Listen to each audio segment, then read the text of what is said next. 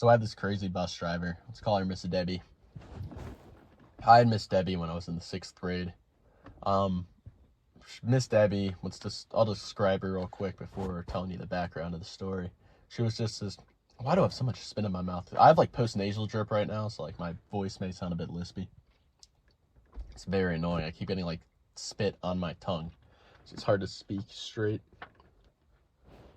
But yeah, so Miss Debbie, she was just like this fat ugly ogre, loud bitch, and all she would do is just yap and yap and yap. She would like always just try to pretend she was like a teacher and not just a fucking bus driver, and she'd like basically try to like order all the kids around on the bus, kind of like a fucking dictator, dude. Extremely obese, orange hair, ugly. You could just tell it's gonna stay Miss Debbie and never be Mrs. Actual definition of a fucking femcel.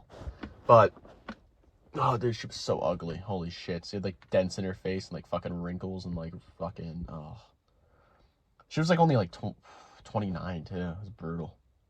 But yeah, her name was Miss Debbie. When I was in sixth grade, she was my bus driver. Basically at this time, all the 6th graders from 2 high schools that are in my district went to this place called the 6th grade center. All the high schools were packed or something, so they sent all the 6th graders to this like one merged building, kind of in between like where the high schools were. Fucking hell of a drive for me though. It was like an hour. Fucking brutal going back and forth. 2 hours to school and back. The bus was just fucking packed, because how many kids were going to this school, they didn't have like enough busing to like actually do it. So it'd be like multiple neighborhoods on one bus. So like every like cram of the fucking bus was filled. They're like playing like fucking Tetris with it, dude. It's terrible. We were all like rowdy 7th graders, 6th graders. So the bus was just like chaotic as fuck. Kids running around, crawling under seats. You'd have like fucking concerts in the back of the bus, people playing Jake Paul music. Keep in mind, this was like 2016. So like, it was just crazy. I remember this one kid, we'll call Binghua. He's just my Chinese friend. He would just like crawl under the seats and be grabbing at your fucking ankles. He'd be like, ah! Fucking Binghua. And he was like this like short little fat chubby Chinese kid with glasses. Miss Debbie fucking hated him. He was seated near the back with some of my other friends, and they would just all be causing like way more chaos than I caused. But Miss Debbie would just constantly be yelling. She sounded like a fucking parrot, telling everyone just to fucking stop and do shit. And at the beginning of the year, we were fucking rowdy, and we deserved to be yelled at, to be honest. We were like crawling into the seats, looking like throwing stuff at each other, eating food, like throwing water bottles at the ceiling of the bus. So like, I understand why she was such a fucking bitch. But like, as the year went on, as we got like behaved, she stayed a fucking bitch. So it's just like annoying. She kind of reminds me of the bus driver from South Park, where it's like if someone said a curse word, she'd be like, what? You know, like a fucking parrot. And she never just shut the fuck up. Our behavior on the bus, like the whole bus got so bad that one day Miss Debbie introduced these like assigned seats. She went like out of her way, out of school hours. Like she went out of her way to like set up all these seats. Dude, my dad better not come talk. I hope he doesn't. To come talk, fuck me. Don't. Fuck me. My dad just got home. 1 second. One day she introduced the assigned seats. Oh yeah, so the assigned seats were fucking terrible. She went out of her way outside of school, made it so like everyone was 3 to a seat. Fucking, it was terrible. God damn it, Dad. Give me a second. Fuck. Yeah, so where was I? Basically, Miss Debbie, she went out of her way to make these fucking assigned seats outside of school on her own time. She made these assigned seats that were just so biased and so shit. Miss Debbie had like, she never had a man in her life. You could just tell by her appearance. So she hated all boys. So like, she made sure that all the dudes in the bus were in fucking pain. All the girls had like these like luxury fucking 1 to 2 to seat spaces where they all could just sit and talk. All the dudes, you got fucked basically. You got put 3 in a seat, no space at all. Then I I think I got messed up the most.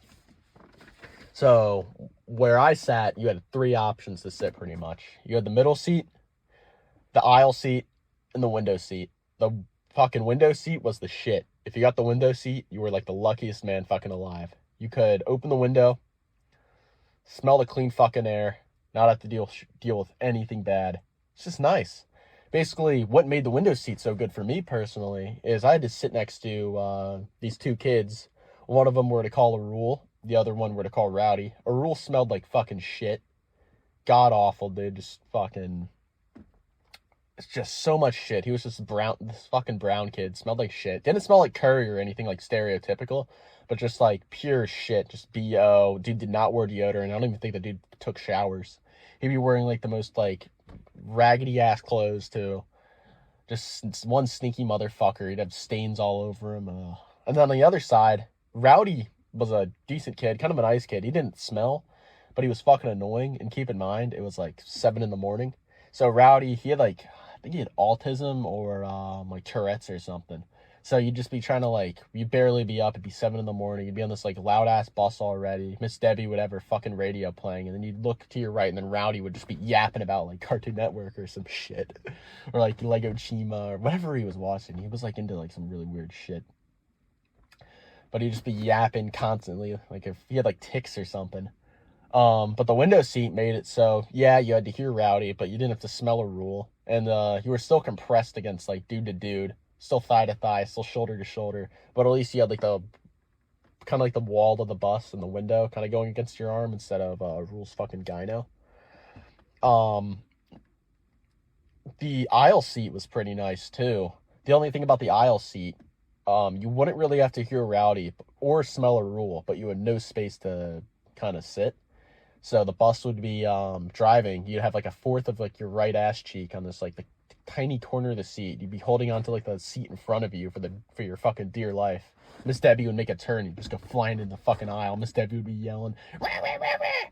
Get out of the aisle! Get out of the aisle!" And then you'd be like, she'd be yelling at you, even though it's like not even your fault. You're just like fucking, it's dumb.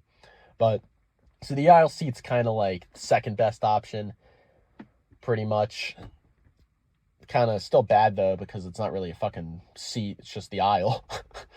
Don't even call it the seat, just call it the aisle. And then the middle seat was the worst seat because you'd have to be sitting next to, in between 2 dudes. On one side you'd have like fucking smelly stinky Rule, you'd have to smell him, feel a sweaty gyno go against you, and then the other side you'd have Rowdy yapping, no fresh air. The worst of both without any of the goods. Let me rephrase that so I don't sound as stupid. The negatives of both without any of the positives. All right. So I sound better now. I have some notes I actually took on this. So one day I was fed up with Miss Debbie. So I decided not to sit in my assigned seat because I just not even fed up with Miss Debbie. I was just fed up with the fucking Rule stench. So I sat in this other seat, I think like 5 seats down, and kind of just sat there, minded my own business at first. I knew Miss Debbie would get fucking pissed if she saw me there, so I just stayed silent, just minded my own business for like a good 3 minutes. Good 3 minutes.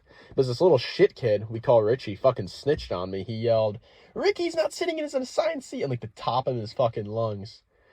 And he like said it like under a seat, and then Miss Debbie fucking started calling my name. "Is he not in his assigned seat?" Like asking random people on the bus, and then some of the, like the fat girls in the front who were like friends with Miss Debbie, the fucking psyops, the spies, were like up there like saying, "Yeah, he's not," and a whole like fucking bus started chattering about it, and she started yelling at me to get in my seat, saying it was like a safety issue, and saying I lost my seat privileges or some shit.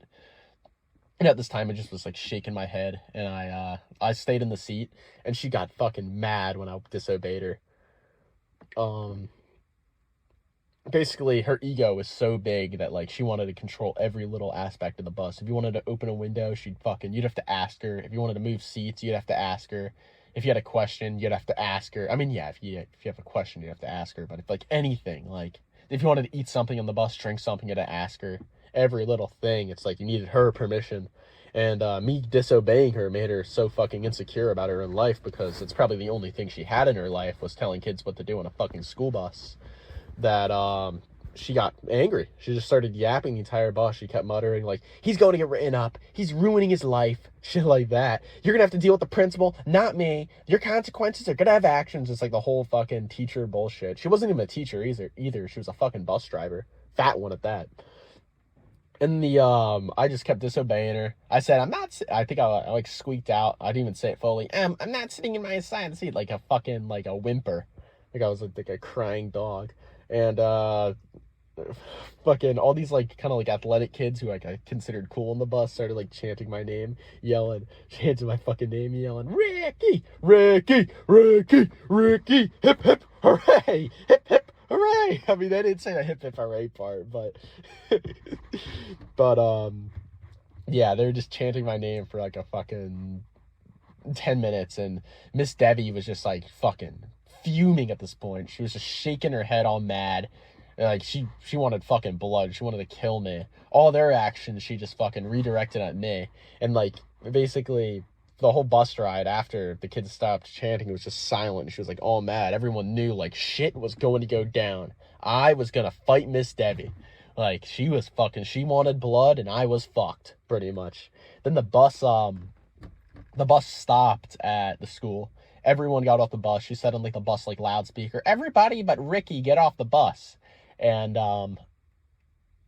once everyone got off the bus, I like walked up, kind of like my legs were shivering. I was like a little fucking sixth grader. I was kind of like not used to breaking rules and shit. I sat in the right seat, and this fucking demon just started like yelling at me, saying I was breaking others' safety and my own safety. What I did was really dangerous. And she said she was gonna write me up, and like, why are you disobeying me? She was so angry, and I just kept debating her back and forth, and she was like, you and your friends may think you're cool, but you're not. She kept like trying to like insult me. I was like a little sixth grader. This fucking loser, she's like fucking 35, arguing with like a 12-year-old. And yeah, we basically just argued for 15 minutes. My whole argument was her rules were fucking retarded. And then I kept getting emotional, and she just kept like fucking insulting me pretty much. Eventually I got off the bus, and I went back to class. But yeah, she basically wrote me up.